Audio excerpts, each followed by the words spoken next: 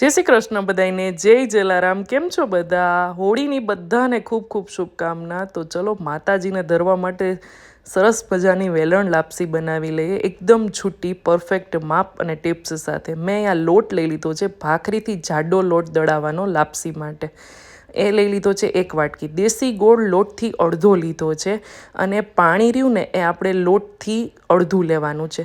જો તમે ભીલી ગોળ યુઝ કરતા હોય તો લોટથી પોણા ભાગનું પાણી લેવાનું છે।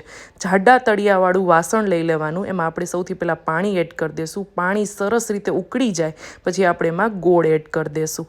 જો એકદમ સરસ આપણે પાણી ઉકળી ગયું છે। હવે હાઈ ફ્લેમ પર આપણે ગોળને ઓગળવા દઈશું। વચ્ચે મારી દીકરી ઉઠી ગઈ હતી એટલે મેં ફ્લેમ ઓફ કરી દીધી છે। હવે લોટમાં આપણે મુઠ્ઠી વળતું તેલનું મોણ આપી દઈશું। મોણ છે ને એકદમ સરસ આપવાનું, એટલે શીરા જેવું ટેક્સચર ન આવવું જોઈએ, પરફેક્ટ છૂટી લાપસી થવી જોઈએ। એટલે સરસ રીતે મોણ દઈને મિક્સ કરી દેવાનું। હવે ગોળ છે ને સરસ ઓગળી ગયો છે ને એ ચમચાથી ચેક કરી લેવાનું, એનું તળિયે ચોટેલો નથી ને એ વસ્તુનું।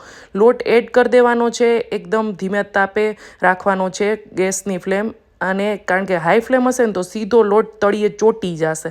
પછી આવી રીતે હોલ કરી દેવાના છે આપણે વેલણથી, અને એને આપણે ધીમા તાપે 3 મિનિટ સુધી રહેવા દેશું ઢાંકીને।